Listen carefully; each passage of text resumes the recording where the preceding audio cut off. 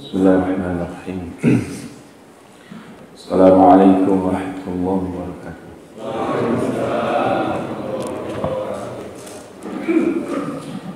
Innal hamdalillah ta'ala nahmaduhu wa nasta'inu bihi wa nastaghfiruh wa na'udzu billahi min shururi anfusina wa min sayyiati a'malina. Man yahdihillahu subhanahu wa ta'ala fala mudilla lahu wa man yudlil fala hadiya lahu. Asyhadu an la ilaha illallah wahdahu la syarika lahu wa asyhadu anna Muhammadan 'abduhu wa rasuluh. Ya ayyuhalladzina amanu ittaqullaha haqqa tuqatih wa la tamutunna illa wa antum muslimun. Ya ayyuhalladzina amanu ittaqullaha wa qulu qawlan sadida yuslih lakum a'malakum wa yaghfir lakum dhunubakum wa man yuti'illaha wa rasulahu faqad faza fawzan 'azima. Amma ba'd. Fa inna asdaqal hadithi kitabullah tabaraka wa ta'ala wa khairal hadyi hadyu Muhammadin sallallahu alaihi wa ala alihi wa sahbihi wa sallam. Wa syarrul umur muhdatsatuha fa inna kulla muhdatsatin bid'ah wa kulla bid'atin dhalalah wa kulla dhalalatin fin nar. Alhamdulillah, Bapak Ibu kaum muslimin, teman-teman yang semoga senantiasa Allah lindungi, Allah jaga dengan penjagaan dan perlindungan khusus darinya. Kita bersyukur kepada Allah yang telah memberikan segala macam nikmat kepada kita semua. Dan perlu kita ketahui dan sadari, di antara nikmat-nikmat tersebut yang paling besar adalah nikmat Islam. Yang lebih besar lagi nikmat iman. Dan yang paling tinggi kebesarannya nikmat ihsan. Itulah tingkatan dalam agama yang mulia ini, agama Islam, agama Allah Subhanahu wa ta'ala, yang dibawa oleh Nabi yang mulia Muhammad sallallahu alaihi wa ala alihi wa sahbihi wasallam. Maka kita berdoa kepada Allah agar kita dijadikan orang-orang yang Islam, yang mukmin dan muhsin. Amin ya rabbal alamin. Salawat dan salam tentu kita minta terus kepada Allah agar limpah curahkan untuk Nabi yang mulia, Nabi kita Muhammad alaihi salatu wassalam, dan seluruh keluarga beliau dan semua para sahabat beliau tanpa terkecuali, radhiyallahu anhum ajma'in. Nah,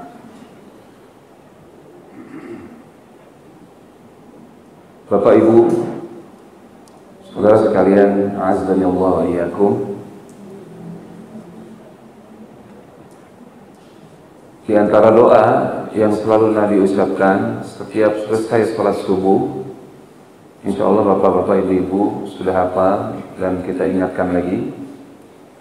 Silakan dibaca juga ya karena belum baca. Allahumma inni as'aluka ilman nafi'a wa rizqan thayyiban wa amalan mutaqabbala. Ya Allah, sungguh aku mohon ilmu yang bermanfaat kepadamu, rezeki yang thayyib, dan amal ibadah yang diterima. Ini menunjukkan ilmu adalah kebutuhan paling pokok setiap muslim setiap hari. Ya, dan di antara doa yang lain yang menunjukkan bahwa ilmu itu kebutuhan pokok juga, dan doa ini termasuk doa yang singkat, ya, tapi sangat luas dan maknanya meliputi segala kebaikan. Ya, mudah-mudahan ini juga Bapak Ibu sudah hafal. Nabi Muhammad SAW juga berdoa, Allahumma inni as'alukal huda. Terusin Pak. Wat-tuqa wal-afafa wal-ghina. Artinya apa Pak? Ya Allah, sungguh aku memohon, meminta kepada Engkau yang pertama al-huda, petunjuk, yaitu ilmu lagi. Ya.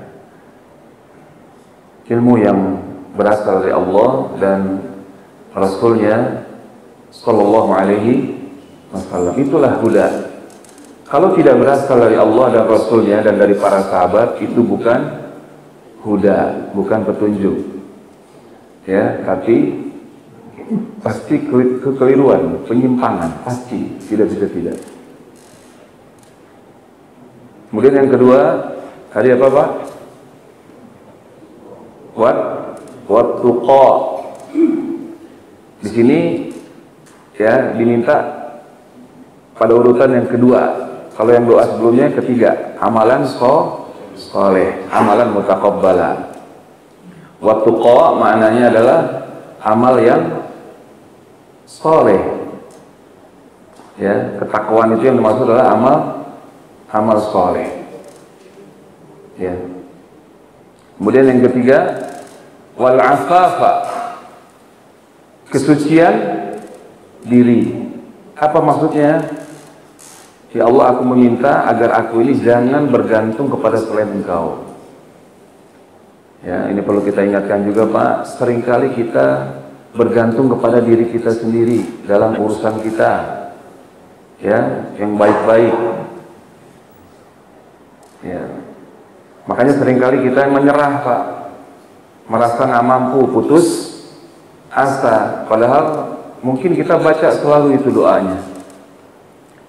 Kalau pagi sore di antara doa yang diajarkan Nabi apa? Ya Hayyu ya Qayyum, ya Allah, ya Hayyu yang Maha hidup kekal, tidak akan pernah mati. Ya Qayyum yang terus menerus mengurus makhluknya tanpa lelah sedikit pun, tidak ngantuk, tidak tidur. Ini dahsyat nih Pak, pendek tapi dahsyat ini doanya. Ya. Bi rahmatika, dengan rahmatmu, kasih sayangmu. Astaghfir, aku minta tolong. Ya, bi rahmatika astaghfir. Kemudian apa? Wa aslih li sya'ni kullah. Ya Allah, perbaikilah semua urusanku, semuanya. Wala takilni ila nafsi tarfata ain. Jangan engkau serahkan urusanku itu kepadaku sekejap mata pun, Pak. Lihat. Jadi seorang muslim, mukmin tidak boleh menyerahkan urusannya kepada dirinya, tapi kepada Allah selalu. Makanya banyak yang putus asa kalau yang nggak paham doa zikirnya, Pak. Ya, dia belajar udah tua putus asa. Saya udah tua. Karena mengandalkan diri sendiri. Saya nggak bisa ngapal.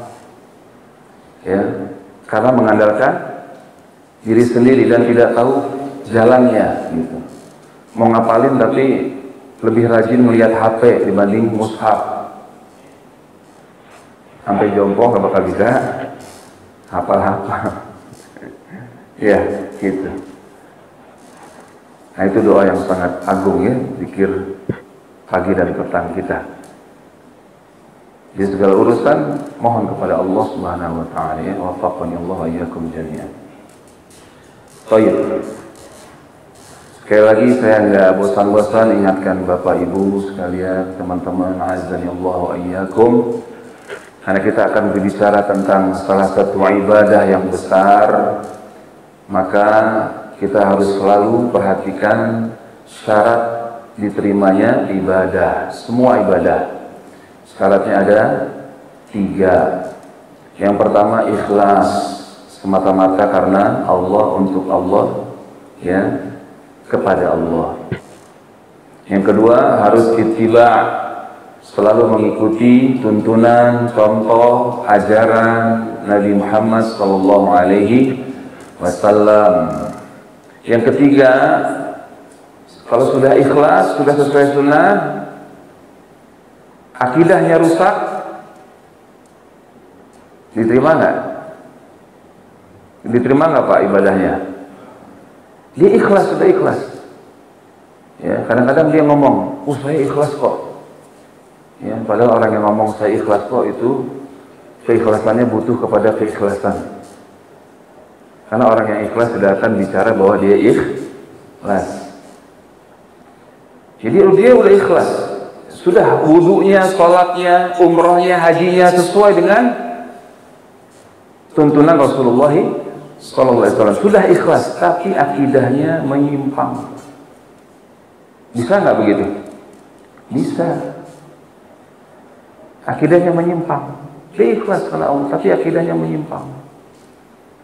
Ya, misal dia meyakini Allah ada di mana-mana misalnya, atau dia meyakini bahwa Allah tidak ada di atas arsy-Nya, maha tinggi di atas arsy-Nya, enggak. Nah, ini keyakinan akidah yang menyimpang, bahaya. Ya. Atau dia merasa Allah itu tidak adil. Kalau tidak adil berarti apa? Zolim. Zolim sifat makhluk apa sifat khalik, Pak? Ibu-ibu, zolim sifat makhluk apa sifat khalik? Sifat makhluk. Kalau Allah berani, ya, seseorang mengatakan Allah tidak adil, berarti dia mensifati Allah dengan sifat makhluk. Akidahnya rusak tidak? Rusak. Amalannya terancam tidak diterima. Dia tidak percaya takdir dengan benar misalnya, tidak tahu rukun iman kepada takdir. Ikhlas, sesuai sunnah. Tapi dalam mengimani takdir, dia menyimpang, mengikuti aliran sesat Qadariyah misalnya. Yang mana aliran Qadariyah ini meyakini bahwa, ya, ada pencipta selain Allah, gitu. Ada pengatur selain Allah, Pak. Di antara contoh realnya dalam kehidupan sekarang, Pak, ucapan yang lahir dari pemahaman Qadariyah yang sangat sesat ini, disesatkan oleh para ulama. Ucapan gimana, Pak? Ya, ucapan ini ucapan yang sangat keliru, menyimpang. Ya, hidup ini tergantung kita. Kalau kita mau baik pasti baik, kalau kita mau buruk pasti buruk. Kelihatannya benar nggak? Jamaah, kelihatannya benar nggak? Kelihatannya enak didengar nggak? Manis ya? Kayak madu ya, manis.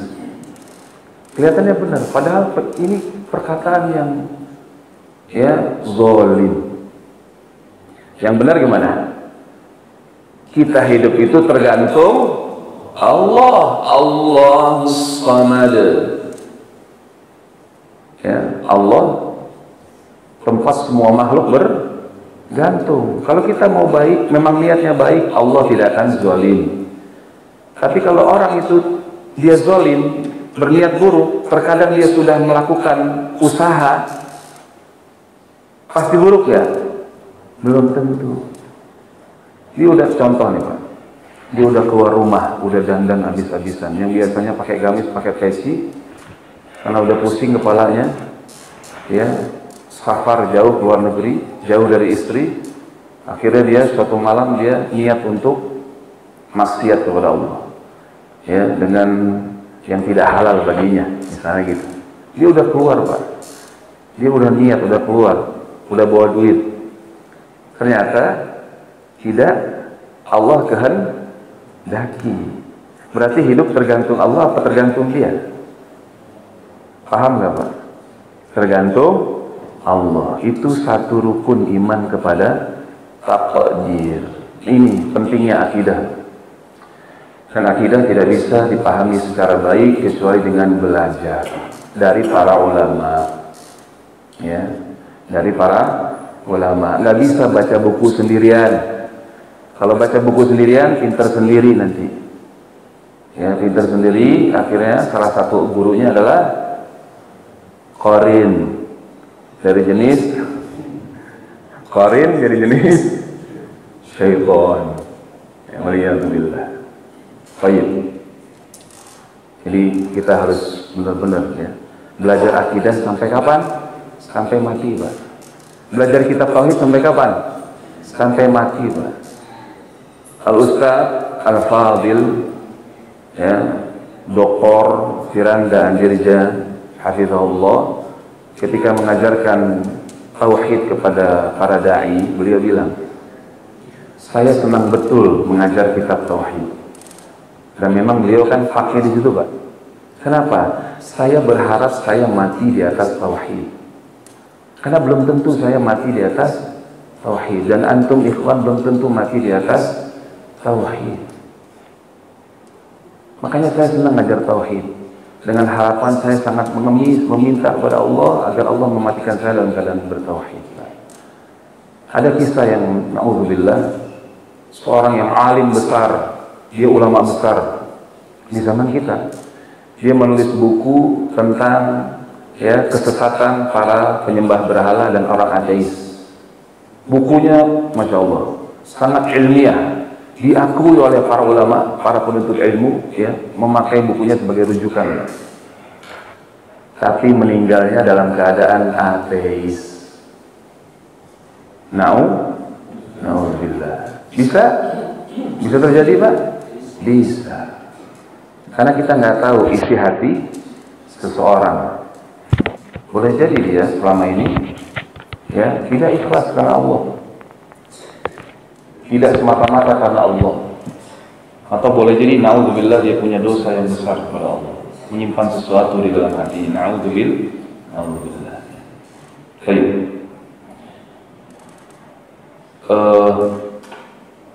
Sebenarnya kemarin tuh sampai sudah habis sebenarnya, Pak ya? Oh belum ya? Sampai mana Pak Cip? Coba tes. Sampai mana? Bapak-bapak saya lihat nggak ada yang nyatet sih. Ini kayak Imam Bukhari semua ya. Kalau disampaikan langsung hafal gitu. Ikhwan, teman-teman mohon dicatat ya. Ada hadis dalam kitab Jami' ya. Jami'u bayani apa namanya? Kitabnya Imam Ibnu Abdul Bar ya. Saya lupa judul jadi ya. Subhanallah. Astagfirullah. Jami'u bayanil ilmi wa fadli. Jami'u bayanil ilmi wa fadli. Ya, beliau bawakan hadis, qayyidu al-ilma bil kitab. Ikatlah ilmu itu dengan menulisnya. Ya. Ikatlah ilmu dengan menulisnya. Jadi yang ngaji dia nulis itu pahalanya lebih besar, insya Allah. Saya ulang sedikit ya, mudah-mudahan bapak-bapaknya tentang bahasan kita silaturahim ya. Mungkin yang mohon maaf sebelum saya lanjutkan, yang sebelumnya ikut yang sebelumnya tidak hadir siapa aja Pak? 1, 2, 3 yang dulu. Tolong angkat kaki, angkat tangan. 1, 2, 3, 4, 5, 6, 7, 8. Oh, wah, selamat Pak, sehat bercanda. Mungkin lagi kurang sehat. 10 Pak. Iya 10. Ya kurang lebih. Ibu-ibu ada? 11. Iya, baik. Baik. Yang belum hadir, ya, insya Allah ini dapat ya ilmu tambahan ya dari Allah Subhanahu Wa Taala, hanya saja melalui saya. Ya, mudah-mudahan Allah terima ya. Silaturahim. Ya, silaturahim ini sering disalahpahami oleh sebagian orang. Ya, oleh sebagian orang. yang mana dia menganggap semua hubungan antara sesama muslim itu dibilang silaturahim. Apakah benar? Jawabannya keliru. Keliru. Kenapa? Karena Nabi SAW bersabda, ya, masih ingat Pak rujukan kita utamanya ya tentang definisi silaturahim dari kitab Sunan At-Tirmidzi, ya, Sunan At-Tirmidzi, salah satu kitab induk kaum muslimin. Ya, kitab At-Tirmidzi ini sangat istimewa ya, dan memiliki keistimewaan yang tersendiri dibanding kitab-kitab lainnya. Walaupun kitab yang lainnya juga sangat istimewa. Di antara sangat istimewanya Pak, ini bocoran juga, di dalam kitab Sunan At-Tirmidzi ini ada bahasan akidah Ahlus Sunnah wal Jamaah yang kalau bapak-bapak belajar memahaminya, insya Allah tidak sesat menyimpang dalam memahami nama-nama dan sifat-sifat Allah, sebagaimana itu terjadi banyak di zaman kita ini. Ada di kitab ini. Ya, di kitab ini dijelaskan apa itu silaturahim. Saya ulangi hadisnya. Ya, Al-Imam At-Tirmidzi meriwayatkan dengan sanad beliau sampai kepada sahabat yang mulia Abu Hurairah radhiyallahu anhu, anin Nabi sallallahu alaihi wa ala alihi wasallam, dari Nabi yang mulia sallallahu alaihi wasallam, beliau bersabda, ta'allamu min ansabikum ma tasiluna bihi arhamakum. Pelajari betul nasab-nasab kalian, yang dengan kalian tahu nasab-nasab itu kalian bisa menyambung hubungan silaturahim. Jelas sampai sini Pak, Bu? Berarti silaturahim yang dimaksud oleh Nabi, silaturahim yang memanjangkan umur, menambah rezeki, meluaskan rezeki seseorang, baik rezeki itu yang sifatnya batin maupun zahir, adalah silaturahim yang ini Pak. Kalau saya ke Pak Cip, itu bukan silaturahim, belum tentu, kecuali punya hubungan nasab. Meskipun saya dan Pak Cip itu sama-sama keturunan Nabi Adam dan Hawa. Ya. Kenapa? Ya karena nasabnya bisa jadi sudah beda, bisa jadi ada sebab terputus. Ada sebab yang menyebabkan nasabnya terputus. Nasab terputus dalam agama kita gimana Pak? Dengan sebab apa? Zina. Ya. Dua sejoli, masuk taman, keluar kewer-kewer. Itu ada nyanyiannya dulu.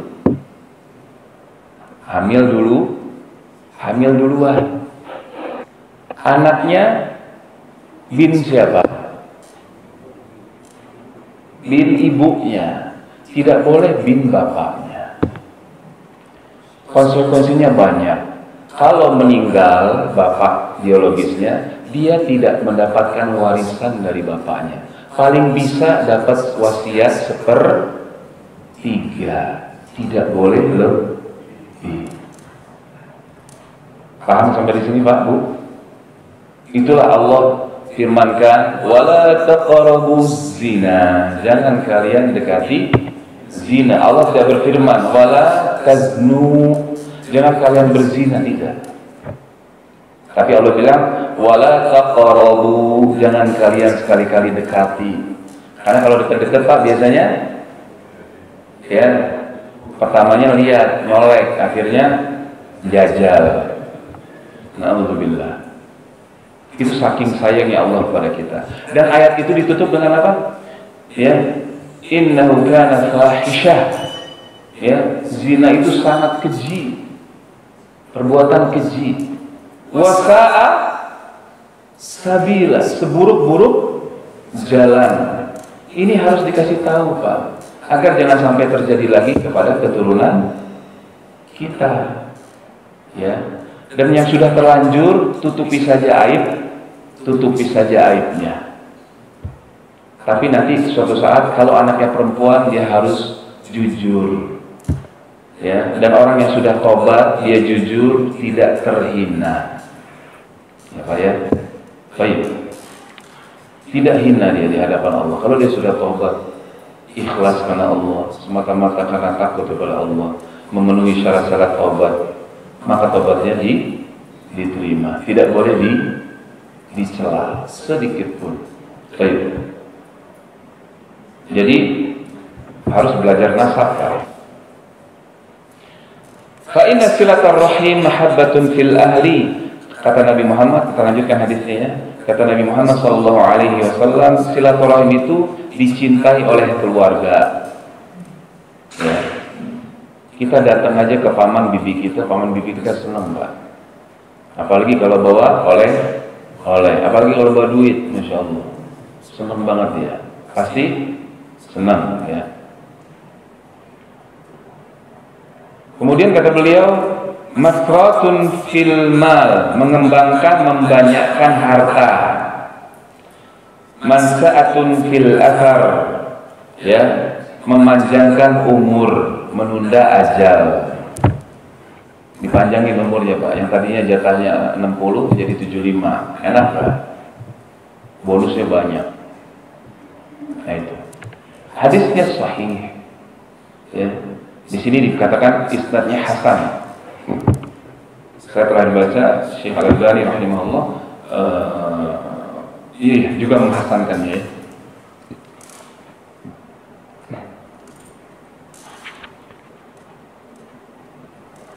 Mensahihkannya, maaf. Syekh Al-Albani rahimahullah mensahihkan hadis ini. Kalau di tim peneliti ini, para ulama di tim peneliti Muassasah Ar-Risalah menghasankan sanadnya. Ya, itu beda ijtihad, nggak masalah ya. Baik.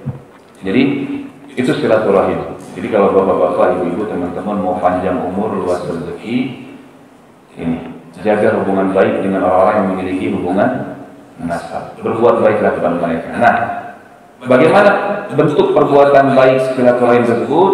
Kita sudah catat, kita simpulkan, kita baca dengan cepat. Ya, yang A, silaturahim dengan perbuatan. Yang pertama, masih ingat, ziarah yang ikhlas. Ya, ziarah ikhlas, bukan ujungnya utang atau duit. Ya, makanya silaturahimnya kayak yang kaya doang. Yang kedua, ya, tafaqqudu ahwalihim, menanyakan, berusaha mencari tahu ya keadaan, kondisi keluarga kita, paman kita, om kita, tante-tante kita, baik dari pihak ayah maupun ibu kita. Memperbaiki hubungan yang bermusuhan di antara keluarga. Jadi kan kadang ada, Bu, ya, om sama tante atau om sama om kita dari saudara bapak kita atau ibu kita itu musuhan, betul nggak? Nggak tegur-teguran. Banyak nggak, Pak? Ini bahaya, Bang. Terancam amal solehnya tidak diterima, dosanya tidak diampuni. Bahaya banget ini dosa ini. Pemutusan silaturahim itu sangat bahaya. Apalagi kalau dia mati dalam keadaan seperti itu. Matinya kira-kira su'ul khotimah apa husnul khotimah? Su'ul, Pak. Karena sedang ya bermaksiat kepada Allah dan Rasulnya sekaligus. Na'udzubillah. Ini bahaya sekali. Nah, keluarganya harus ta'awun 'alal birri wat taqwa. Tolong menolong dalam kebaikan dan ketakwaan. Berusaha mendamaikannya. Gimana caranya? Dan di sini boleh bohong, Pak. Tapi bohongnya jangan berlebihan gitu. Kalau bahasa anak gaul, lebay. Bohong gitu. Jangan lebay banget. Bohongnya yang kira-kira bisa damai lah. Datang ke om yang satu, yang misalnya dua orang om kita musuhan, Pak. Datang ke om yang A dan B, om kita musuhan. Datang ke om yang A, bilang, om ini dipuji-puji terus sama om B. Gitu. Ini contoh aja, contoh mudah aja. Kita datang ke yang B, bilang begitu juga. Ya, gimana? Pokoknya caranya damai. Boleh bohong di sini. Ya. Salah satu bohong yang boleh dibolehin, ya. Sebagaimana dibolehkan suami bohong kepada istri ketika memuji istrinya. Mas, aku cantik ya? Masih cantik nggak kayak dulu? Oh iya, masih gara-gara begitu. Masih, tapi matanya kemana-mana gitu kan. Itu ciri-ciri bohong, Bu, ya. Nah, itu. Iya, gitu. Baik. Masakan kue enak nggak? Enak. Masya Allah. Ya, padahal hambar gitu. Tapi demi menyenangkan istri, dia bilang enak gitu. Nah, ini di antara bohong yang dibolehkan ya. Menjaga hubungan baik. Tapi nggak semua bohong dibolehkan ya. Awas, jangan dipakai fatwa. Boleh bohong demi kebaikan, harus dipukul rata. Nah itu saya berlepas diri ya. Baik. Jadi diperbaiki hubungannya. Dinasihati Pak. Disampaikan ancaman-ancaman Allah dan Rasulnya dengan lemah lembut. 4 mata, jangan depan orang lain. Om, demi Allah, saya sayang banget sama Om. Om jangan musuhan lagi sama rival Om. Saling memaafkanlah karena Allah. Karena ancamannya keras dari Rasulullah. Amal ibadahnya nggak diterima, dosanya nggak diampuni, ditangguhkan pengampunannya, penerimaan amalannya. Na'udzubillah. Gitu. Kasih nasihat. Takut-takuti dia. Ya, dengan ancaman Allah Subhanahu wa taala. Baik. Kemudian yang keempat, menghadiri undangan mereka. Orang-orang yang punya hubungan nasab dengan kita, kalau kita diundang oleh mereka, datang Pak. Ya, selama di undangannya tidak ada maksiat, datang ya. Itu wajib datang kalau satu kota. Kalau beda kota sudah harus safar, maka tidak wajib, tapi kita tetap jaga hubungan baik. Telepon, kamu maaf, Om, Tante, ya, Bro, Obud nggak bisa datang, saya nggak bisa datang Om, gitu. Ya, karena ada safar nggak bisa, gini-gini gitu. Bikin alasan yang baik. Tapi saya nggak datang, biar saya nggak datang, tapi saya udah kirim hadiah Om, dan transfer udah Om cek aja. Oh, aku nggak apa-apa, lu nggak datang, nggak bisa gimana? Ya. Dan kalau ada maksiat di dalam undangannya, tidak perlu, tidak wajib lagi datang. Diundang walaupun dia keluarga Pak, kasih tahu, justru kasih nasihat Pak. Misalnya dia protes kesel, ya ini pakai bahasa adik abang ya. Oh lo nggak datang sih, gue undang. Ya habisnya lo ada organ tunggal sih, yang di dangdut itu kan haram bro. Iya kan? Itu kan maksiat terang-terangan gitu, nggak boleh, haram gitu. Ada joget-joget gitu kan, bahaya. Gue juga pusing lihatnya gitu kan. Baik. Ya. Kemudian menjenguk yang sakit dari mereka, Pak. Jadi kalau ada keluarga kita yang punya hubungan nasab, kita dengar kabarnya sakit, maka usahakan kita yang paling pertama ngumpulin dana Pak, itu memanjangkan umur, meluaskan rezeki kita Pak. Nah kesempatan juga nih yang musuhan tadi, biasanya kalau orang sakit kan lebih lembut kan, sampaikan ke rivalnya, apalagi kalau sakitnya udah mau deket-deket lewat, itu kesempatan tuh Om, itu si Om itu udah sakit keras, ini kesempatan terakhir Om harus saling bermaafan, kalau enggak nanti bahaya. Itu biasanya di situ orang sama-sama melembut Pak, ya enggak? Ya enggak? Datanglah si omnya yang masih sehat ini kepada yang sakit keras. Nah istrinya sama anaknya jangan bikin gaduh ya. Udah sakit keras nih baru datang si om. Mana nih kacau lagi. Baik. Kemudian terakhir nih Pak, kesempatan terakhir juga yang bagi bermusuhan dan yang nggak bermusuhan juga termasuk pahala besar, yaitu mengiringi, mengantarkan jenazah saudaranya yang punya hubungan rahim. Itu termasuk amalan silaturahim yang memanjangkan umur, meluaskan rezeki. Dan ini kesempatan sekali lagi bagi yang bermusuhan, kesempatan terakhir. Dan akhirnya dia datang, ya, lalu bertobat kepada Allah, meminta ampun kepada Allah, ya Allah ampuni aku ya Allah, sampai saudaraku ini mati saya belum berdamai, maka saya bertobat, benar-benar bertobat ya Allah, ampuni dosa saya dan ampuni dosa saudaraku ini. Kesempatan terakhir. Kalau nggak mau juga, memang ini benar-benar keras hatinya ya. Na'udzubillah. Ya lagi-lagi keluarganya jangan bikin gaduh, kisruh, bohong udah mati aja baru datang. Aduh kacau lagi. Baik. Yang B, silaturahim dengan ucapan, mendoakan keluarga kita, Pak. Jadi kita jangan buat doa buat diri kita, anak-anak kita aja. Doakan mereka juga.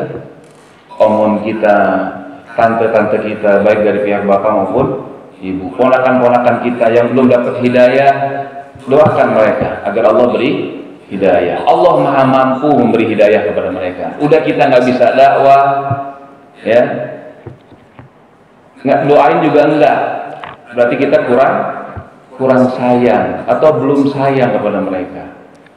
Ya, kita belum paham hadis Nabi. Di antara hadis yang paling pokok, Nabi SAW bersabda, "La yu'minu ahadukum hatta yuhibba li akhihi ma yuhibbu li nafsihi."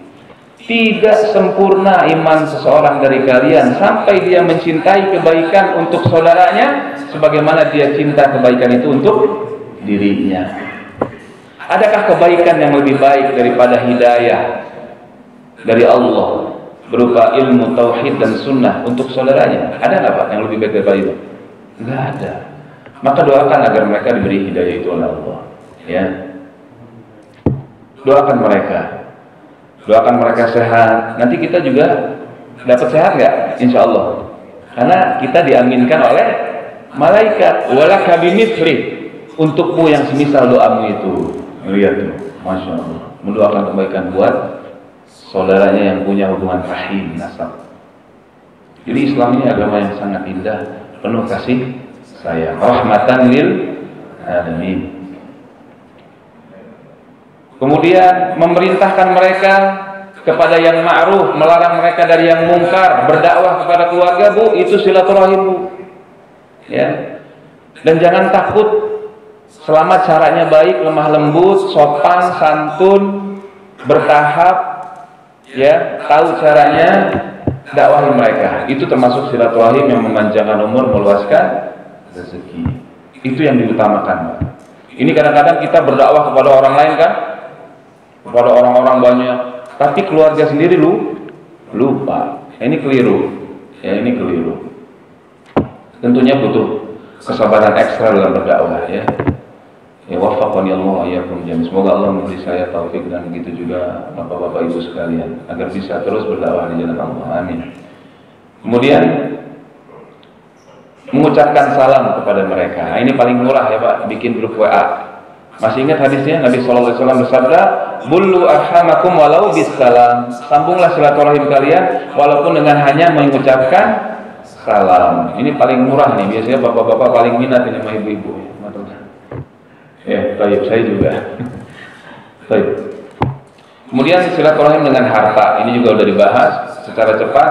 Memberikan zakat kepada salah seorang dari mereka, ya, selama syarat-syaratnya terpenuhi. Kemudian kedua, memberikan nafkah kepada mereka dengan syarat-syaratnya juga. Kemudian memberikan sedekah kepada mereka dengan syarat-syaratnya juga. Kemudian, ya, memberikan hadiah. Jadi kalau punya hadiah, Pak, utamakan orang yang punya hubungan rahim. Kemudian berwasiat untuk mereka. Misalnya ada kita punya saudara tidak punya hubungan rahim, tapi dia tidak termasuk ahli waris, maka kita bisa buat wasiat untuk memberikannya sebagian harta kita, gitu. Ya. Atau buat anaknya, atau buat keluarganya. Yang terakhir dengan wakaf untuk mereka, wakaf untuk keluarga. Ini pun sudah dijelaskan. Contohnya Bapak Ibu bikin usaha yang hasilnya itu sudah ditetapkan, ya, hasil keuntungannya buat seluruh keluarga kandung saya, kakak adik kandung saya. Itu wakaf namanya. Baik. Kemudian, ya, yang belum kita bahas waktu itu lupa, hukum-hukum silaturahim. Nah ini ya, Syekh Abdullah Al-Fauzan mengatakan dalam kitab Minhatul Alam, Syarh Bulughul Maramnya beliau, ya, ajma'a ahlul ilmi ala wujubi silaturahimi fil jumlah. Para ulama kita sepakat, ya, akan wajibnya menyambung silaturahim secara umum, ya, dan mereka juga sepakat mengharamkan, memutuskan silaturahim secara umum. Lakin akan tetapi mereka ikhtalafu fi dhabitir rahim allati tajibu silatuha ala salatati aqwal. Akan tetapi para ulama kita itu berselisih pendapat dalam menetapkan ya dasar mana silaturahim yang wajib disambung, mana yang tidak wajib. Jadi silaturahim itu ada beberapa hukum ya Pak ya. Kata beliau pendapat yang pertama, anna rahim allati tajibu silatuha hiya rahimul mahram. Hubungan silaturahim yang wajib disambung adalah hubungan rahim kepada orang-orang yang memiliki mahram dengan kita. Orang yang memiliki mahram dengan kita. Mahram itu apa Pak, Bu? Ibu-ibu, mahram itu apa? Lelaki yang tidak boleh dinikahi. Kalau bagi bapak-bapak laki-laki, teman-teman laki-laki, perempuan yang tidak boleh dinikahi, Pak. Perempuan yang tidak boleh dinikahi itu namanya mahram. Kalau bahasa orang Indonesia apa? Muhrim. Bukan muhrim, itu bahasa Indonesia sebenarnya. Bahasanya keliru. Tapi yang benar apa? Mahram. Ya. Jadi yang kepada saudara-saudara kita yang punya mahram dengan kita itu yang wajib. Berarti yang nggak punya mahram sunnah, Pak. Bukan berarti boleh diputus. Awas, jangan salah paham. Ya. Itu yang sunnah, yang bukan mahram. Nah ini kadang-kadang orang Indonesia Pak suka salah menganggap mahram. Ya, ipar dianggap mahram, istrinya om dianggap mahram, makanya salim, cium tangan. Ini bahaya, melanggar aturan Allah dan Nabi Muhammad SAW. Menganggap sepupu-sepupu perempuannya atau sebaliknya menganggap sepupu-sepupu lakinya itu mahram, itu bukan mahram, Pak. Jadi kalau saya punya sepupu, ya, baik dari pihak bapak saya atau ibu saya, itu boleh saya nikahi, Pak. Dan orang Arab yang ada keturunan Arab di sini, itu biasa nggak nikahkan antara begitu, antara anak-anaknya? Biasa kan? Untuk apa? Salah satu faedahnya untuk menjaga silaturahim, agar lebih mudah juga nanti mendamaikannya, Pak. Kalau ada masalah, itu salah satu itu faedah doang, ya. Gitu Pak. Ya ibu-ibu sekalian, azanallahu wa iyyakum. Nah ini hati-hati karena kita mahram. Salaman Idul Fitri, Idul Adha, cipika, cipiki, cipikong, cikipret. Nah ini kacau. Ini dosa besar. Dosa besar Pak. Hati-hati, dosa besar, bukan dosa kecil. Ya, sampai-sampai Nabi SAW bersabda, benar-benar ditusuk kepala kalian dari jarum, dengan jarum dari besi. Jarumnya gede Pak, bukan jarum pentol ya. Jarumnya gede. Itu lebih baik daripada dia menyentuh perempuan yang tidak halal baginya. Itu sabda Rasulullah SAW. Jadi bahaya kalau kita nggak paham ini. Ya bahaya. Jangan malu Pak negakin agama Allah Pak. Malu tapi dosa nanti, naudzubillah. Kita yang celaka nanti. Jangan. Ajarkan mereka kebaikan dengan cara-cara yang benar, yang baik. Ya. Semoga Allah mudahkan. Baik. Jadi itu yang pertama. Ya, makanya tidak, kata Nabi itu berdasarkan hadis Nabi SAW pernah bersabda, tidak boleh dikumpulkan ya antara seorang perempuan dengan bibi dari pihak ayahnya. Tidak boleh juga seorang perempuan terus ya madunya dinikahi lagi bibi dari pihak ibunya, gitu. Nggak boleh. Karena khawatir nanti ribut gede antara para istri kan Pak. Akhirnya apa? Putus silaturahim, mudaratnya gede. Makanya nggak boleh. Ya, bapak-bapak udah mulai ngayal nih. Pendapat yang kedua, ya, pendapat yang pertama tadi dipegang oleh mazhab Hanafi dan itu juga pendapatnya ulama Maliki. ya, dan sebagian dari ulama Hambali. Kemudian perkataan yang kedua, pendapat yang kedua, silaturahim yang wajib disambung, ya, hanyalah silaturahim kepada orang-orang yang memiliki hak waris. Jadi yang kandung-kandung aja, dan yang punya hak waris, ya. Jadi orang-orang yang memiliki hubungan nasab yang dia punya hak waris. Ini pendapatnya Qadiyah dari mazhab Maliki, Imam Nawawi dari mazhab Syafi'i, dan selain mereka berdua. Ya Pak ya.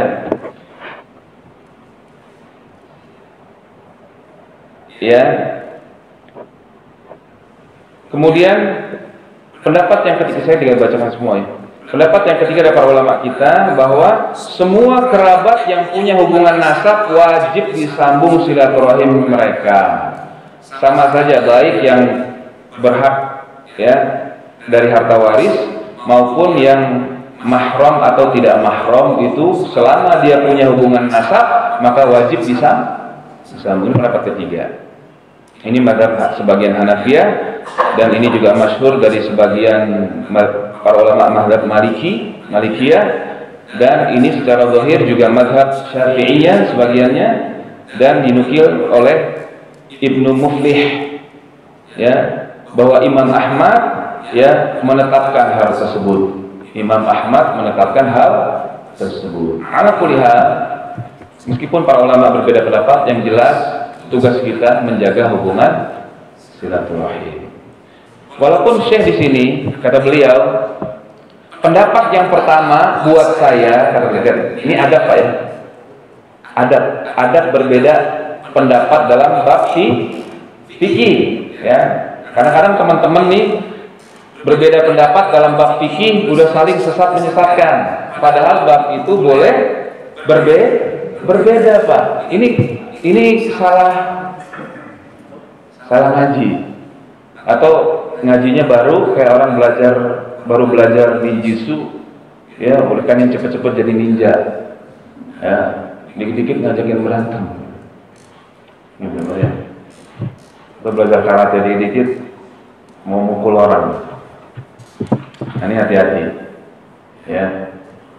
Awas, kalau bab fikih Pak berbeda. Selama dalilnya sharih, punya dalil, punya imam, maka harus bertoleransi. Tapi kalau bab akidah beda, nggak bisa.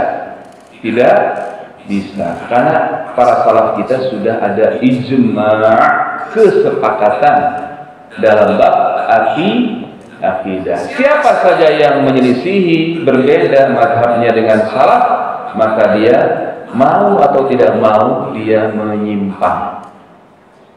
Gitu Pak ya. Makanya kita harus belajar akidah salafun shalih. Ya, wafaqani Allah wa iyyakum. Semoga Allah memberi taufik kepada saya dan Bapak Ibu sekalian. Baik. Nah, itu pendapat ya yang tiga tadi. Jadi silaturahim ada yang wajib, ada yang sunnah.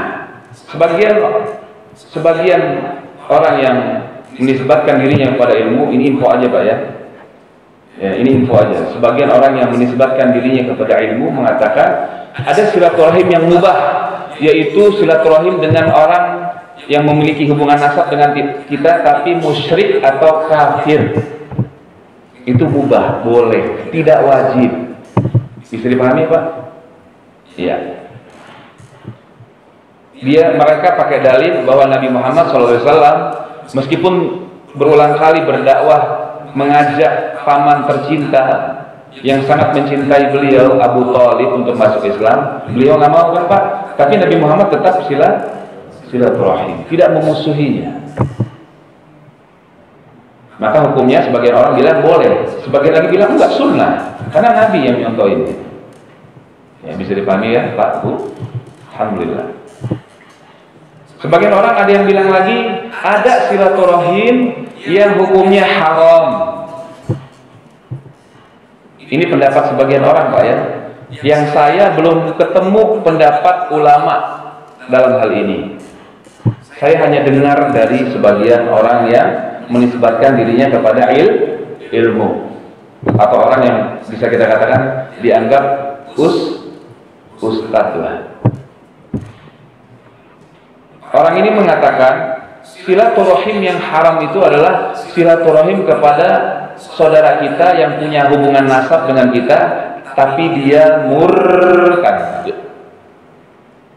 Apa bu, Pak? Murtad. Kok dia bisa berdalil seperti itu, bisa berpemahaman seperti itu? Mereka bilang begini, dia bilang begini. Orang yang murtad di zaman Rasulullah SAW, hukumnya apa Pak? Di zaman para sahabat Nabi, hukum orang murtad diapain? Dilewatin, dibikin lewat. Kalau dibunuh kayak radikal gitu. Ajaran Allah sekarang banyak orang berani Pak. Berani banyak bilang ajaran Allah dan Rasulnya radikal, batal amalannya semuanya, amal solehnya hapus. Kalau bilang ajaran Islam radikal, semua amal solehnya hapus. Hati-hati ya. Waliyahulillah. Gitu. Jadi bilang, jadi ini di bab apa? Bismillah. Pembahasan murtad itu Pak, Ibu sekalian, teman-teman azani Allah wa iyyakum, semoga Allah senantiasa muliakan. Jadi pembahasan riddah ini ada di dalam kitab fikih. Itu bab tersendiri, bab riddah namanya, bab murtad, tentang hukum-hukumannya, konsekuensinya, bagaimana tata cara menghadapi orang yang murtad ini. Ada riwayat dari Umar bin Khattab, pernah suatu ketika di zaman beliau seseorang murtad, lalu sahabat udah main bunuh aja. Lalu Umar berkata, ini yang kamu bisa baca di kitab Sahih Fikih Sunnah oleh Abu Malik Kamal ya, salah seorang muridnya Syekh Mustafa Al-Adawi ya. Jadi dibunuh aja udah. Lalu kata Umar, saya berlepas diri dari ini. Kenapa kalian tidak menahannya selama 3 hari? Kenapa kalian tidak memenjarakannya selama 3 hari? Lalu kalian beri dia makanan-makanan yang enak, diajak dialog, agar dia kembali kepada Islam. Kira-kira yang dialog harus ahli kristologi nggak Pak? Harus ahli ilmu nggak? Harus ulama nggak? Ya, jadi keluarga mengusahakan itu. Kalau ada keluarganya yang murtad, jangan dasar lu, biarin aja udah. Jangan begitu Pak. Ikuti salaf kita. Kita usahakan agar cari orang yang alim, nasihati dia. Kalau zaman dulu berapa hari? Kata Umar, 3 hari ditahan, dikasih makan enak, didialog, ya, diadakan dialog dengan dia dengan lemah lembut, dengan penuh dengan kelembutan, kesantunan, ya. Gitu. Dengan harapan dia balik kepada agama Islam. Lewat 2-3 kali 24 jam dia tidak mau kembali ke Islam, baru dihukum meninggal. Biar halus kan, dihukum meninggal. Gitu, penggal. Ada ulama yang lain berpendapat di Sahih Fikih Sunnah juga ditahan seminggu. Ada yang lain berpendapat ditahan sebulan. Lebih baik lagi itu Pak. Lebih rahmat lagi, lebih kasih sayang lagi, tahan sebulan. Kalau sudah tidak mau tobat lagi, syukran, ya baru dihukum mati setelah sebulan. Ini tergantung Allah a'lam, kesimpulannya tergantung pemerintahnya. Itu sangat sayang sekali, ya. Nah, itu luar biasa ya, Islam ini sangat sayang kepada manusia. Jadi benar-benar diusahakan agar dia kembali ke surga insya Allah, ke jalan Islam menuju surga. Ya, jangan dibiarkan. Nah, dari sini ada yang menganggap tadi, Pak, ada orang yang menganggap kan sudah nggak mau kembali ke Islam, kan harusnya dihukum mati. Maka kalau dia nggak mau tobat, murtad terus, dianggap mati. Paham nggak? Dianggap mati. Jadi kalau ketemu di jalan, meskipun kakak kandung, adik kandung kita, paman kandung atau bibi kandung kita ketemu di jalan, dia murtad, buang muka, kata orang ini. Anggap aja mati. Karena kita harus berlepas diri dari dia. Sudah tidak mau didakwahi, dinasihati berulang nggak mau gitu. Ya Allahu a'lam, ya wallahu a'lam. Saya tanyakan ini kepada guru-guru kita, guru-guru kami. Ya. Pertama saya tanyakan ke Ustadz ya Firanda. Beliau nggak berani jawab. Waduh, saya nggak tahu.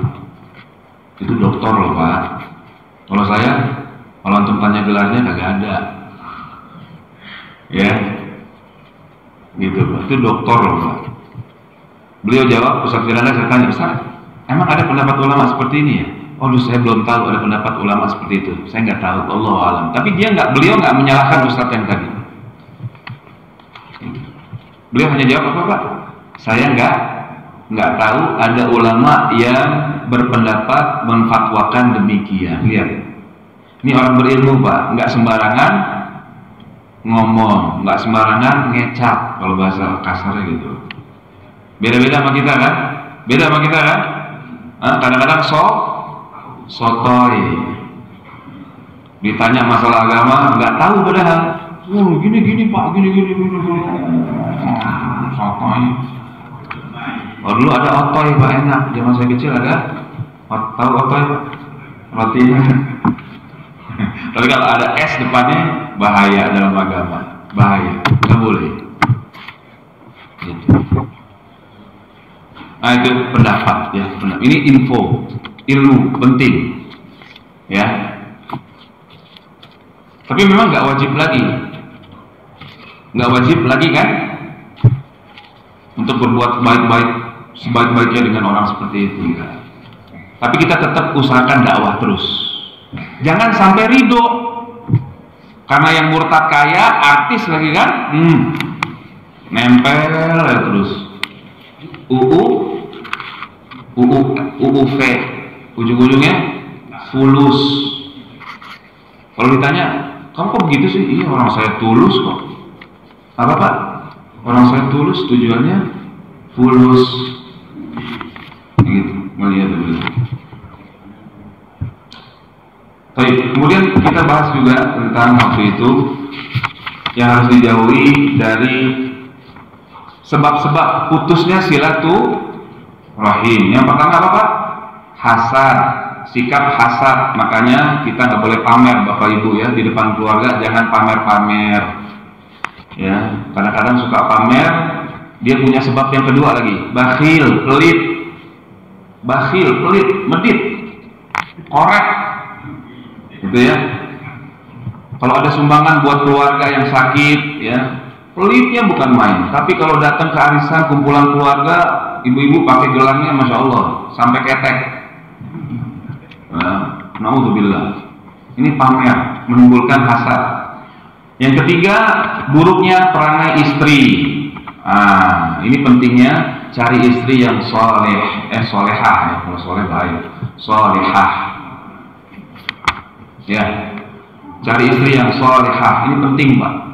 Kalau belum solehah, dididik, diajak ngaji, agar dia soleh, sehingga dia tidak menjauhkan seseorang dari menjaga hubungan rahim.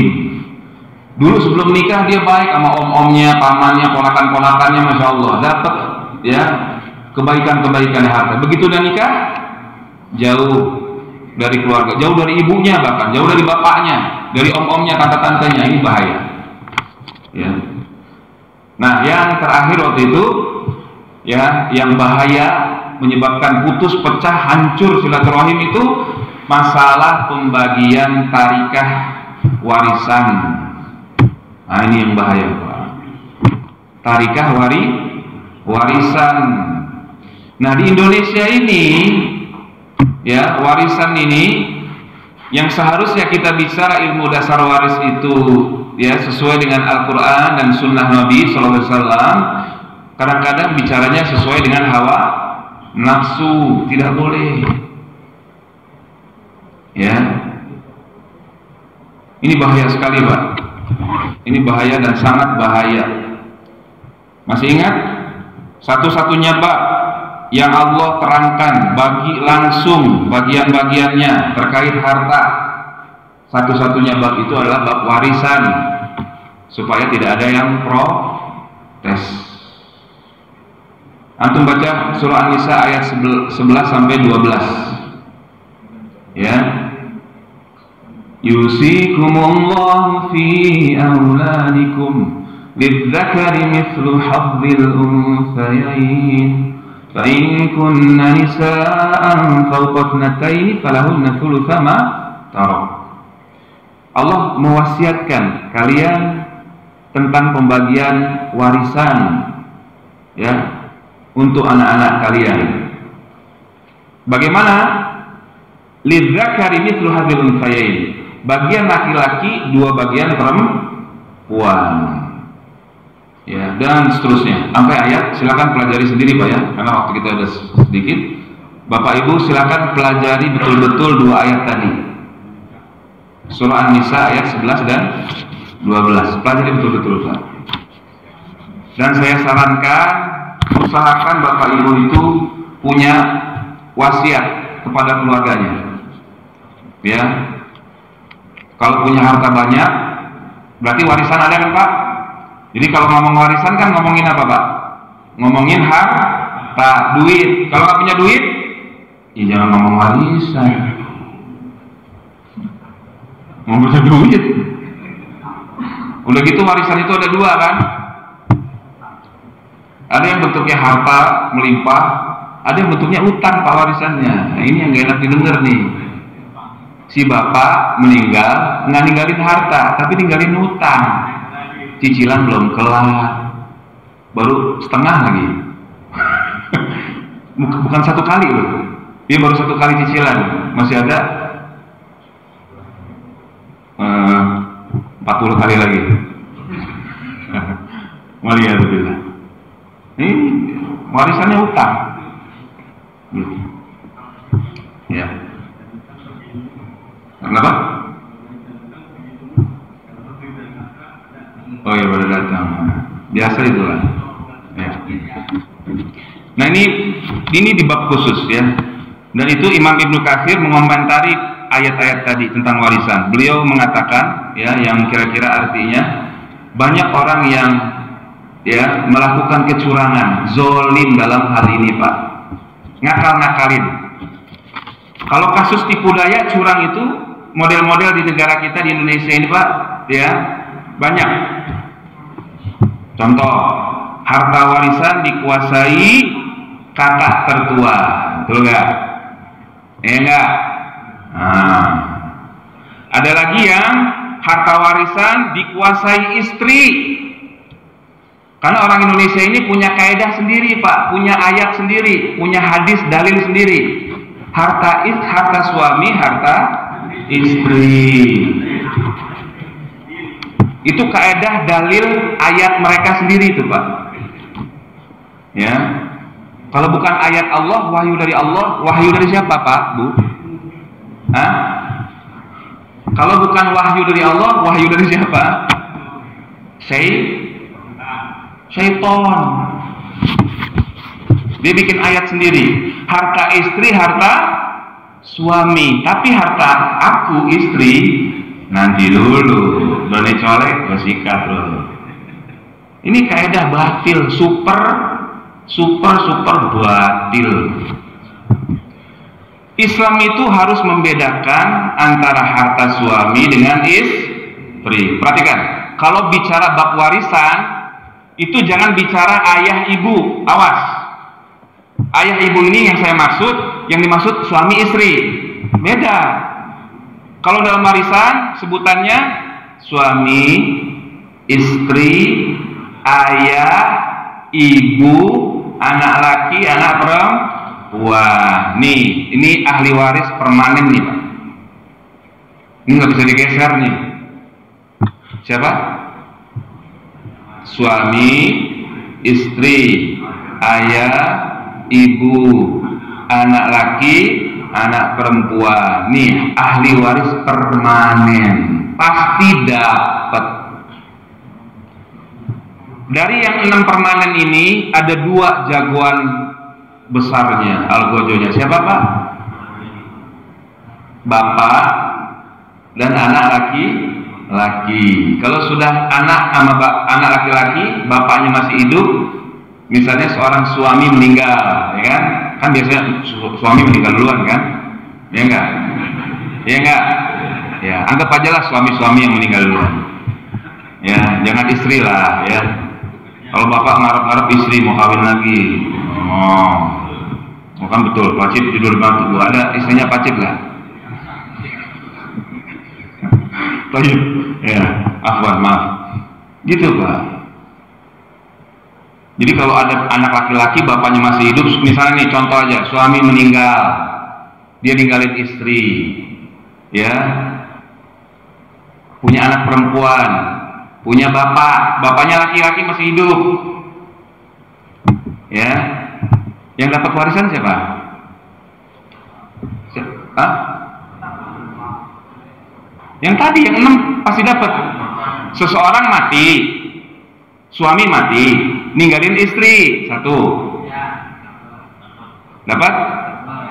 Anak perempuan pasti dapat. Bapaknya, bapak kandungnya dapat ya? Jagoan ini, paling jagoan. Kenapa dibilang jagoan Algojo? Karena paman-pamannya ke samping, ponakan-ponakannya wassalam, nggak dapat. Jangan ngerecokin, tunggu di luar ngopi gitu. Itu Allah langsung yang bagi Pak, jangan diakalin.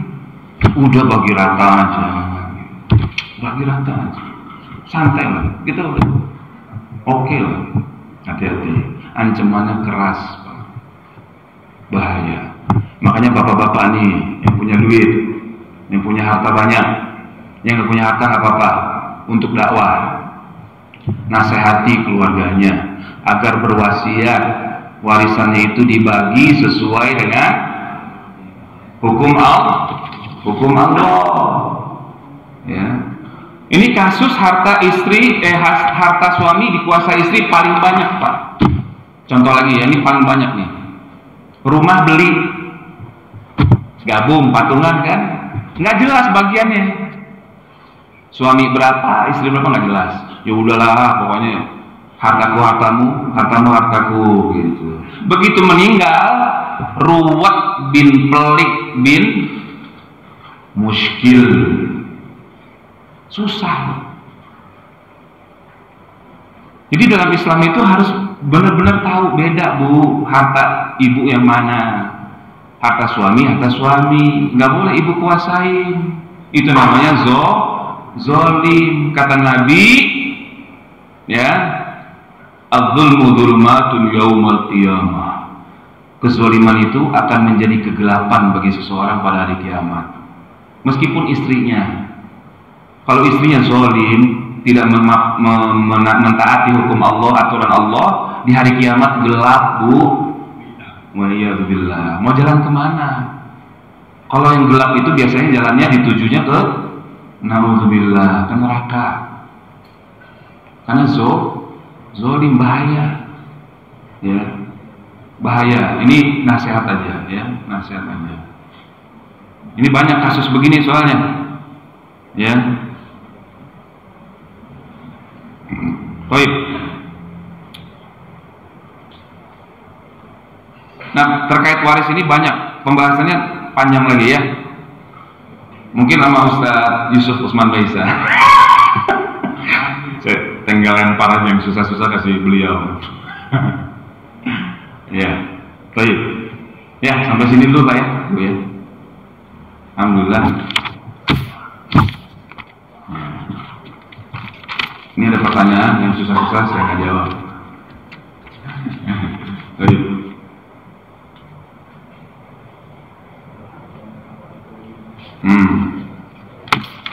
Ini tulisan Pak siapa nih? Pak Sehat ya? Bukan? Apa kerjasama? Taruh ya.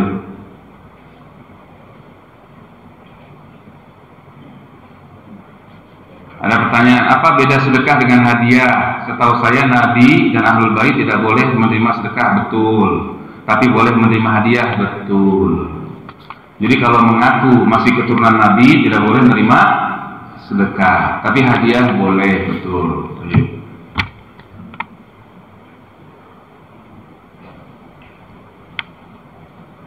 Apa nih? Bagaimana dengan keluarga yang senasab tapi beda keyakinan, beda agama? Tadi udah dijelasin ya. Tetap ada hubungan rahim. Usahakan kita menjaga ya dan berdakwah kepada mereka, dan sebagaimana itu contoh dari Rasulullah Muhammad sallallahu alaihi wasallam ya, gitu Pak. Ya, terakhir baik. Nggak ada lagi ya? Baik. Apakah kegiatan reuni halal bil haram, halal bil halal termasuk silaturahim?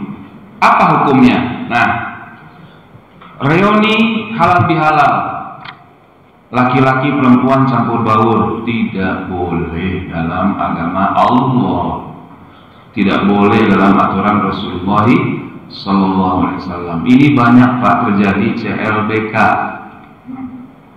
ya, cinta lama bersemi kembali.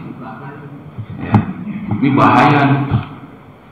Nanti janjian kan? Astagfirullah. Nanti halal bihalal, lu kemana aja lu? Salaman, pelukan, cipika-cipiki, ya Pak Kadir? Ya nggak Pak Kadir? Enggak, saya ngomong bukan berarti Pak Kadir begitu, bukan. Antum sudon aja. Enggak gitu, jangan. Ya. Enggak, ya Pak Jumat ya. Enggak boleh, haram. Ini nggak diundang lagi bulan depan, bodo amat. Kebenaran harus perintah Nabi, ya. Sampaikan kebenaran, walaupun murran, meskipun pahit. Ya. Bikin acara gede-gedean, silaturahim akbar, reuni akbar. Ini namanya labelnya ibadah kan? Padahal bukan ibadah. Kira-kira dosa nggak? Kalau bahasa kasarnya apa?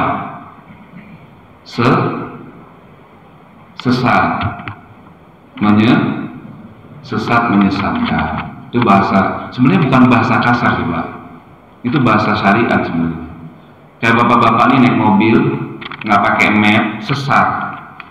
Kadang ada orang sesat karena nggak tahu kan.